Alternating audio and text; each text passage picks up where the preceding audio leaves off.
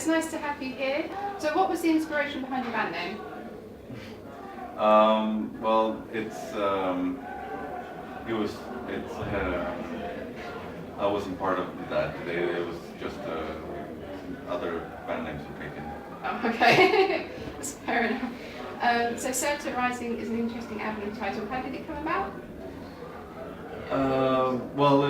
We had the main idea about this Norse mythology figure, Surtur, that we wanted the album to be about him, but we only ended up having 2 songs about him, but we still had the imagery of the album cover in our mind, so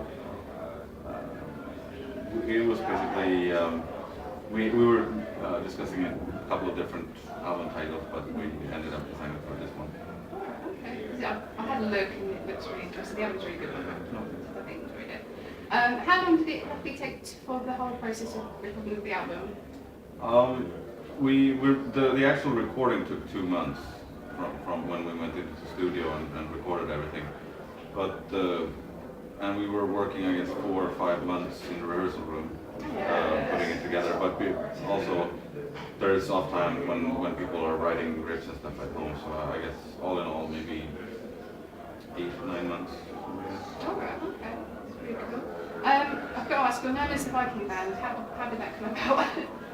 Well, when we first started, there was no term really for this, and we were just playing melodic death metal or like black death metal or whatever. But then I guess when more and more bands started popping up and they were all like doing the Viking and the pagan thing, the whole genre Viking metal came up, and I think then we kind of got pushed into that genre. So we weren't really, well, it didn't exist when we started, but it's just something that came along afterwards. Okay, awesome. Which band do you enjoy touring with the most? Doesn't matter, all bands are cool. As long as they're cool to us, we're cool to them. So usually it's very easy to get along with Scandinavian bands because we're all on the same wavelength, but then again there are tons of American bands, German, whatever, that we really have a good time with. You've been touring with on the road, and that is actually pretty awesome. What have you enjoyed the most about the tour in the UK so far? Well, we actually enjoyed this tour also because of the fact that it's the first tour in almost a year that we're doing. So we have been off the road for a year, and we were really excited to get back on the road. So we've had so much fun just this first week. So, but obviously, like Dublin is cool to go to. Scotland is cool.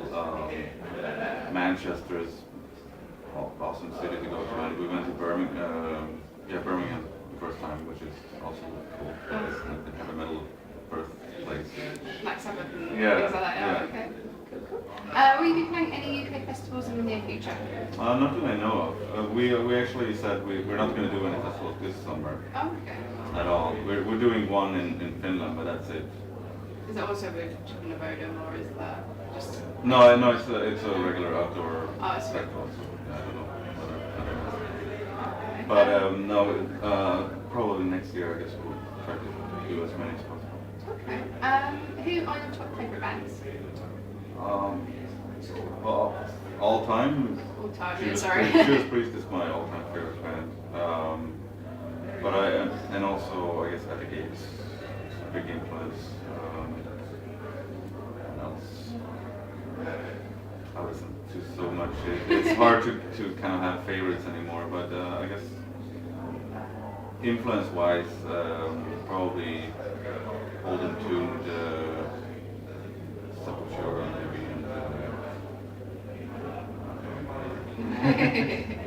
Okay. Do you find much difference between the European crowds or the American Canadian crowds and what they do differently?